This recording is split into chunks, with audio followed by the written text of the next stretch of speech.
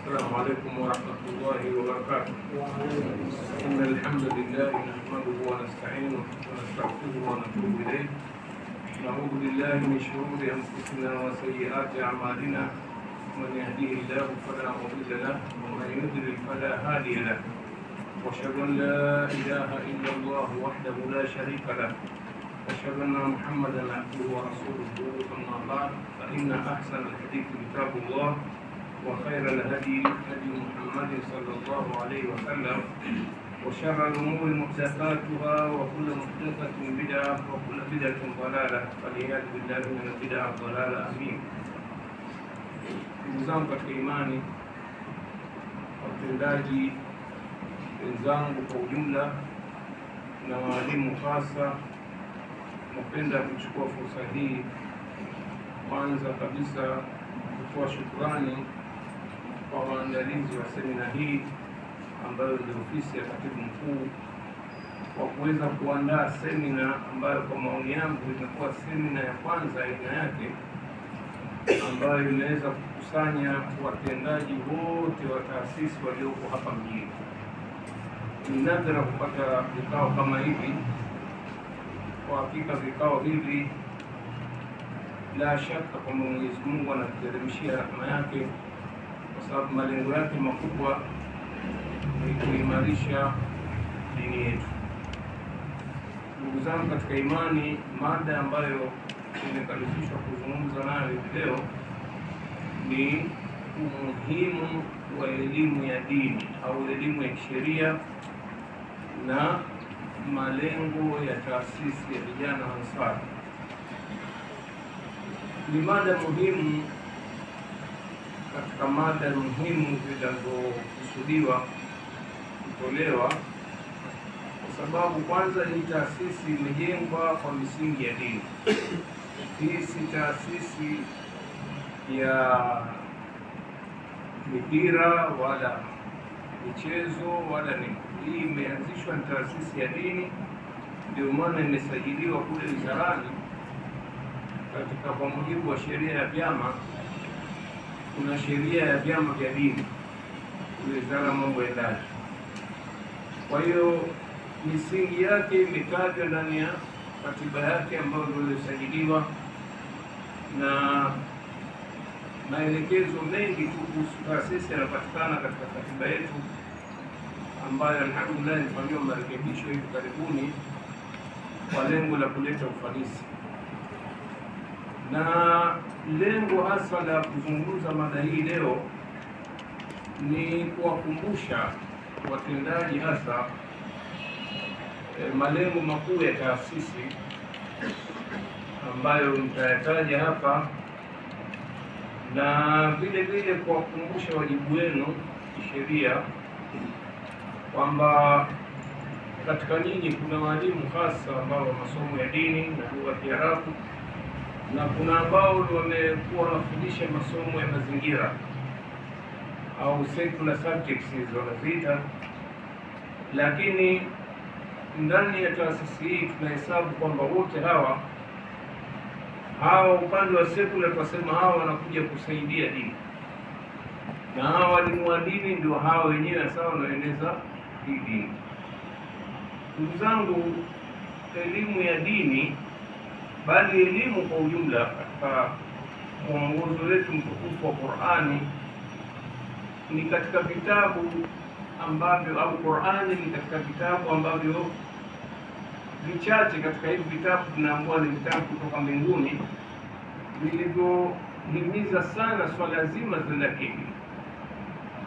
Kuna aya nyingi ambazo zimekuja ndani ya Qur'ani zikielezea fadhila za elimu na wenye elimu, halafu vile vile zikatoa njia ya kuelezea Waislamu kwa ujumla umuhimu wa kuitafuta hiyo elimu au talabul ilm kwa ujumla wake. Lakini kwa mujibu wa mgawanyiko wa wanachuoni, elimu zimegawanywa katika maeneo mawili makubwa au aina mbili kubwa.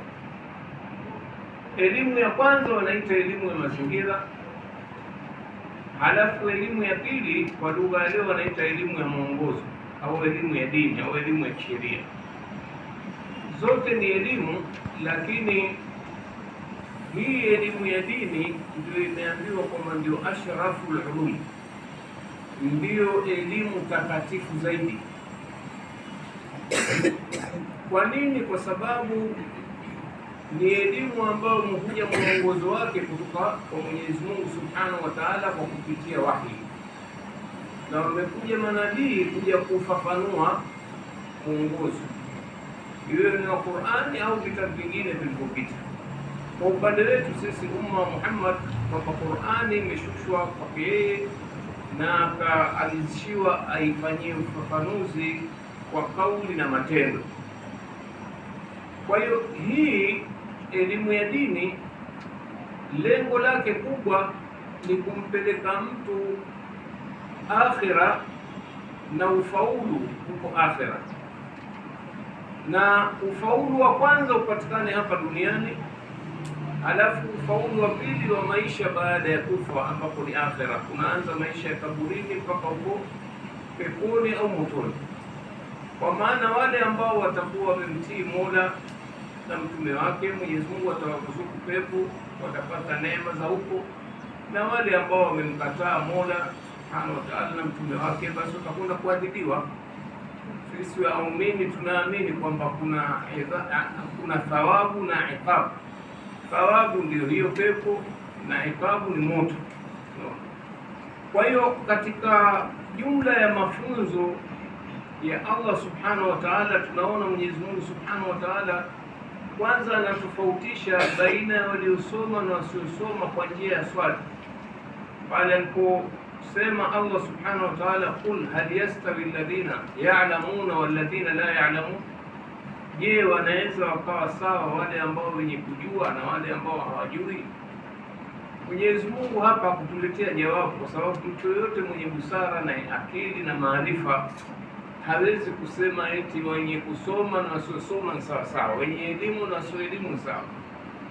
Ni jambo ambalo la kimaisha ya kawaida, wala hitaji kwenda chuoni wala shule, kwamba mwenye elimu kwa hali yote yuko juu.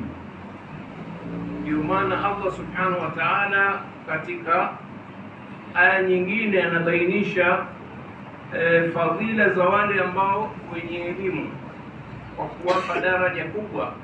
Yarfa'illahu alladhina amanu minkum walladhina utul ilma darajat, Mwenyezi Mungu amewapandisha cheo wale ambao wameamini katika nyinyi na wale ambao wamepewa elimu kwa daraja nyingi sana. Kwa hiyo manzila ya waliosoma ni kubwa, lakini waliosoma dini manzila yao kubwa mno, kwani Mtume sallallahu alaihi wasallam katika baadhi ya maongozi yake anasema sallallahu alaihi wasallam, man yuridillahu bihi khaira yufaqihu fi din, yule ambaye Mwenyezi Mungu anamtakia kheri basi anamwelimisha dini. Ndio tunasema tushukuru Mola Subhanahu wa Ta'ala, wale ambao Mwenyezi Mungu ametupa ghera ya kujifunza dini na kuijua kwa kiasi kikubwa, unaona, kuelewa ile misingi yake, kwa sababu mwenye kuelewa dini basi amepata kama mwangaza au tochi ya kuweza kumulika, kujua lipi la kheri na lipi la shari. Ndio maana Mtume sallallahu alaihi wasallam Mtume akatuambia kwa Mwenyezi Mungu Subhanahu wa Ta'ala, wale ambao anawatakia kheri ni wale ambao amewapa elimu ya dini. Vile vile tunaona katika mwongozo wa Allah Subhanahu wa Ta'ala kuelezea ubora wa kuitafuta ile elimu. Tunaona Allah Subhanahu wa Ta'ala anasema, wama kana almu'minuna liyanfiru kaffa falawla nafara min kulli firqatin minhum ta'ifa liyatafaqahu fi ddin wa liyunziru qaumahum idha raja'u ilayhim la'allahum yahdharun. Haiwi waumini wote watoke wende pigana jihadi vita, litoke kundi japo wachache lende likajielimishe dini. Hapa imetajwa sasa kujielimisha dini, ili wakishaelimika wapate kurejea kwa watu wao, wende wakawahadharishe na yale ambayo wamejifunza. Aya hii iliposhuka, Mtume alikuwa Madina.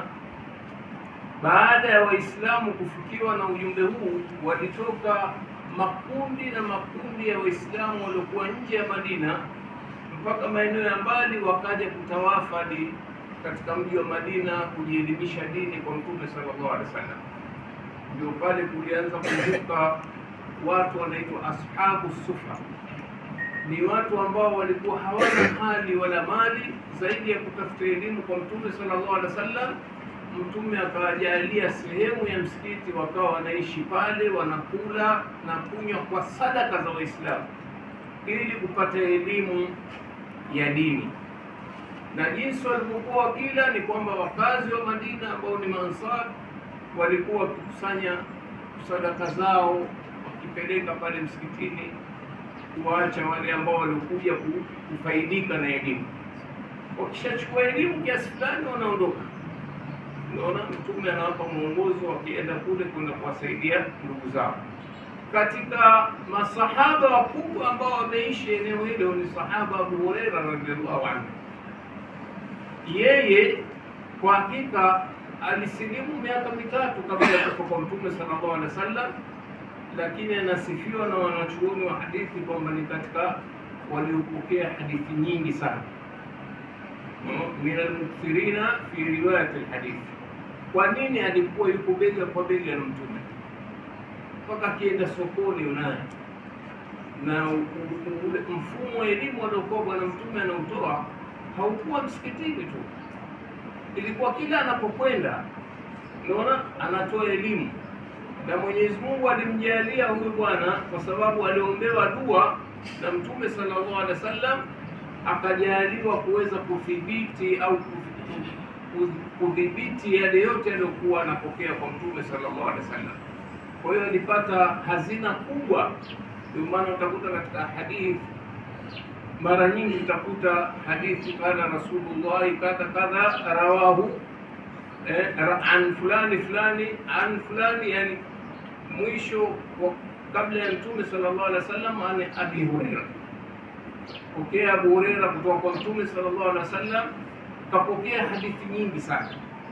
Tunajivuna na kheri aliyoifanya kwa umma wa Kiislamu. Jingine ambalo Mtume sallallahu alaihi wasallam amejalia ubora wa kutafuta elimu ni manzila ya jihadi fi sabilillah. Pale aliposema sallallahu alaihi wasallam, man kharaja fi talabi alilmi fahuwa fi sabilillah hatta yarja, yule anayetoka kwa ajili ya kutafuta elimu basi huyo yuko katika njia ya Mwenyezi Mungu. Hapa inakusudiwa jihadi mpaka atakaporejea. Hii kuonyesha namna gani kwamba hii jihadi, hii elimu ya dini ikitafutwa kwa nia njema, ikhlas kwa ajili ya Allah, inageuka fadhila zake ni kama jihadi, kwenda vitani, kwenda kupigana kwa ajili ya kunusuru Uislamu. Na hata hii aya niliyotangulia kuitaja hapa, wanachuoni wanaona kwamba hii ni jihadi mbadala, kwamba kuna watu wanakwenda kupigana vita, lakini Mtume sasa wengine wabaki hapa ndio elimisha, kuonyesha kwamba ni jihadi mbadala. Kwa hiyo yule ambaye anatoka kwa ajili ya kutafuta elimu, njiani amepatwa na mauti, anahesabiwa amekufa mujahid fi sabilillah, fadhila zile zile za jihadi. Unaona, au kwenda kusoma narudi nyumbani kapata ajali mfariki, anahesabiwa amekufa mujahid. Kwa hiyo ni jambo kubwa sana ndugu zangu. Jingine kuhusu hukumu ya kutafuta elimu ya dini, jambo ambalo watu wengi maskini ya Mungu hapa nchini hawajui kwamba kutafuta elimu ya dini ni faradhi. Hii ni kwa kauli ya Mtume sallallahu alaihi wasallam, talabul ilma faridha ala kulli muslim. Kutafuta elimu ni faradhi kwa kila Muislamu. Hapa wanazungumza wanachuoni, makusudio ya elimu hii ni elimu ya kisheria, elimu ya dini, sio elimu zote. Ndio maana katika ugavi wa elimu wanachuoni baada ya kugawa elimu hii ya kwamba kuna elimu ya mazingira na elimu ya dini, basi wanasema hii elimu ya dini kuitafuta ni faradhi ya mtu binafsi, wanaita faradhu ain, kwamba mtu mpaka anafikia umri mkubwa, ima si baba yake au yeye mwenyewe hakufanya juhudi ya kumtafutia elimu. Kama ni baba atapata dhambi, na kama ni wewe ushafikia umri wa baligh utaendelea kupata dhambi. Kwa nini? Kwa sababu una wajibu wewe binafsi, na wajibu ule wakati wewe ni mdogo anabebeshwa baba yake mzazi. Atakuja kuulizwa siku ya Kiyama, kwa nini huyu mtoto kumfundisha kumjua Mola wake, mtume wake, kumfundisha ibada, kumfundisha yale mambo ya msingi? Kullukum ra'in wa kullukum mas'ulun an ra'iyati, nyote nyinyi ni wachungaji na kila mmoja ataulizwa juu ya chunga wake. Kwa hiyo ichukulie wewe ndugu yangu Muislamu kwamba ikiwa umefikia umri wa miaka 20, 30, 40 hujui mambo ya msingi ya dini, basi ujue uko katika mstari wa hatari. Unatakiwa umjue Mola wako kwamba yeye ndio anastahili kuabudiwa peke yake. Kwa maana nyingine, kulijua somo la tauhid ipasavyo, vile vile kujua ibada zako za wajibu. Kwa mfano, ibada ya swala watakiwa mpaka umefikia umri wa baligh unajua kwamba kuna swala za wajibu, kuna saumu za wajibu, baadhi ya hivi swala za sunna, na wewe unayajua mambo ya msingi ya dini yako. Ndio maana sasa tunasema mtu ambaye hakujifunza mpaka akafikia umri wa baligh, labda kwa njia ya baba yake amefariki au baba kazembea juu ya hilo, wewe hutowajibika. Lakini mara baada ya baligh ukiendelea kukaa na uzembe huu miaka mpaka 40 hujui hata suratul Fatiha, basi jiandae na jahannam. Bila Mola kukadirie mwisho umri wako badiliki, lakini ukifa hivyo utakufa katika hasara. Kwa hiyo swala hili kwa ujumla, bahati mbaya wazazi wengi hawajui.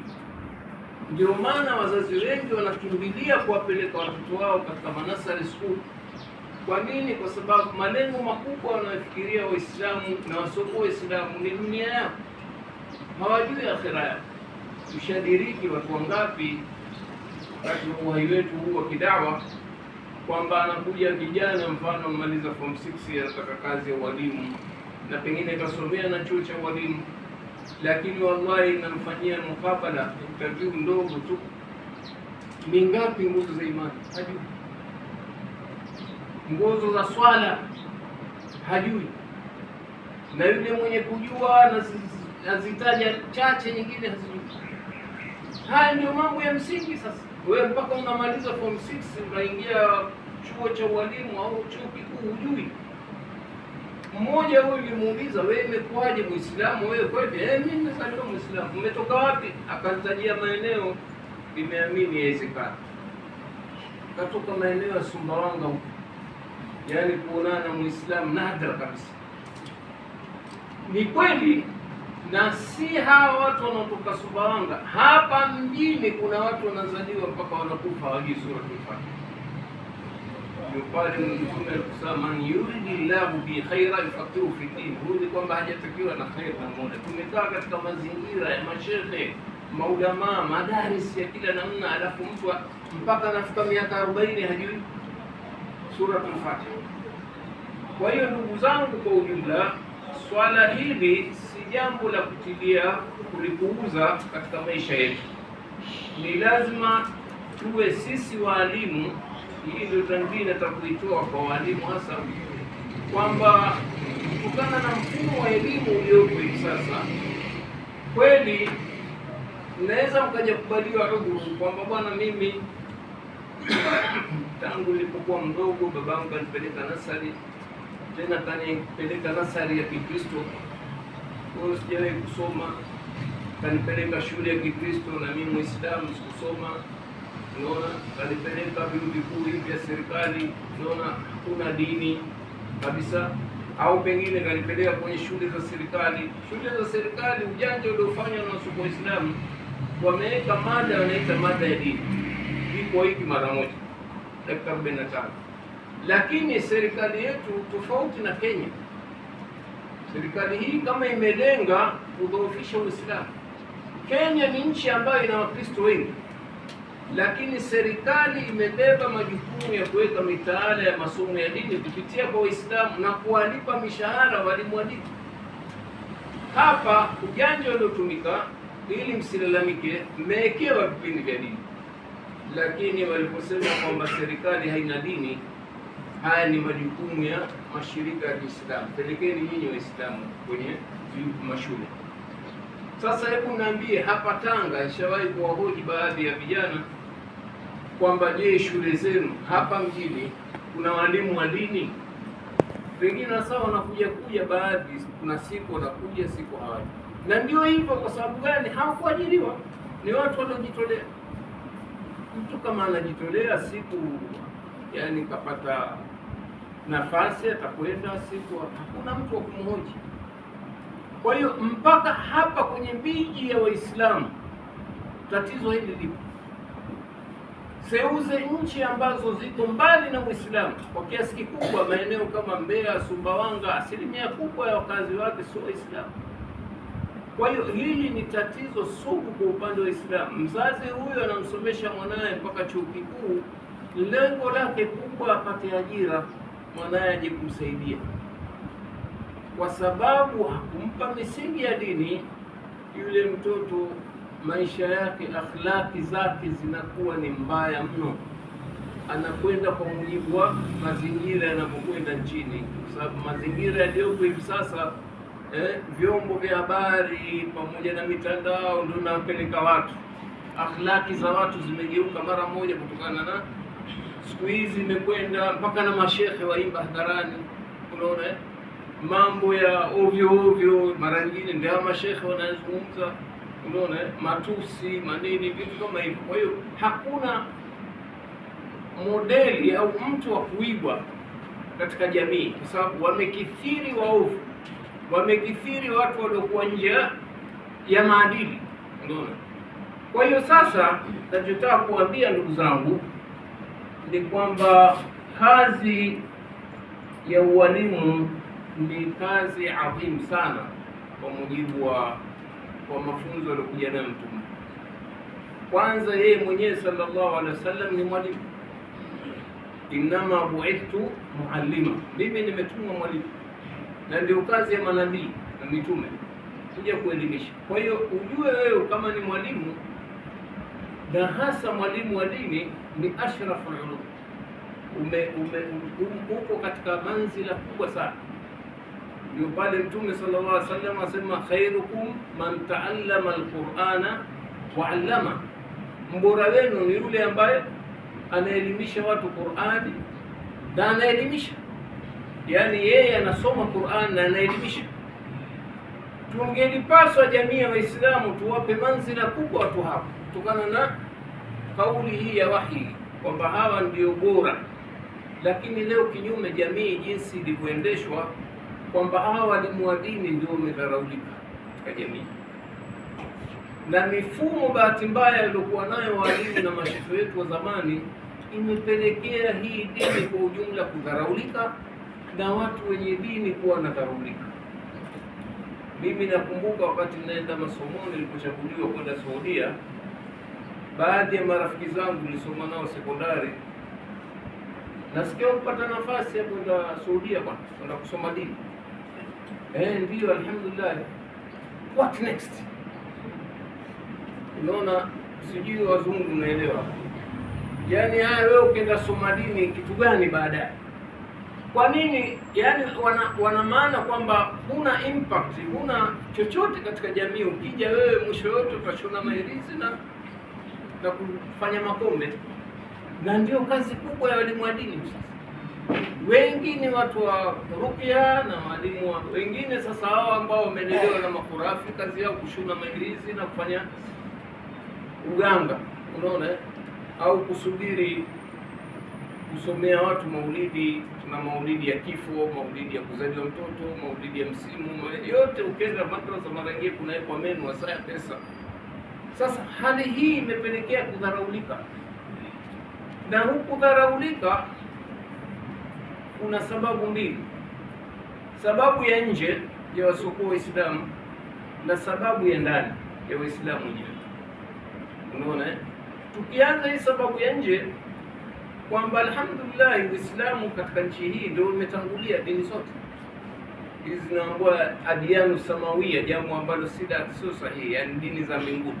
Dini ya mbinguni ni moja tu, unaona, inna dina inda Allahi al-Islam. Lakini kuna baadhi ya mashekhe wanajenga itikadi kwamba hii dini ya Kikristo ni katika dini za mbinguni, si dini ya Kiyahudi. Dini mbele ya Allah ni Uislamu. Kwa hiyo hii dini ndio iliyotangulia. Historia, wale wana historia wanajua kwamba Uislamu nchi hii umeingia, wengine wanasema ni karne ya kwanza wakati wa Mtume sallallahu alaihi wasallam. Kwanza kuingia huko Afrika, wenyewe wanajisifu, wanasema Afrika imeingia Uislamu mwanzo kabla ya kuwa Madina. Wakati Mtume hajafanya hijra kwenda Madina, baada ya mateso ya Waislamu, yeye akawaamrisha waende Ethiopia. Ethiopia ni Afrika. Kuna wengine wanasema wakati huo baadhi ya masahaba wamekuja mpaka Zanzibar. Niliwahi kusikia kama ni mufti azungumza hivi, taswiri kaitoa wapi kwamba hivi kuna baadhi ya masahaba wamekuja. Msikini yeye au unasikia hivi kiongozi mkubwa wa mabaraza haya, lakini sio authentic sana.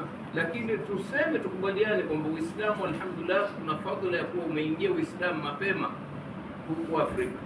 Hivyo hivyo Uislamu Tanganyika, kihistoria Uislamu umeingia Kilwa kitambo sana, katika maeneo ya ambayo yana Waislamu wengi. Hata mimi nilipozuru kule nimeshangaa, mimi nilidhania huko Tanga ndio Waislamu wengi, lakini kule kusini Waislamu 90%.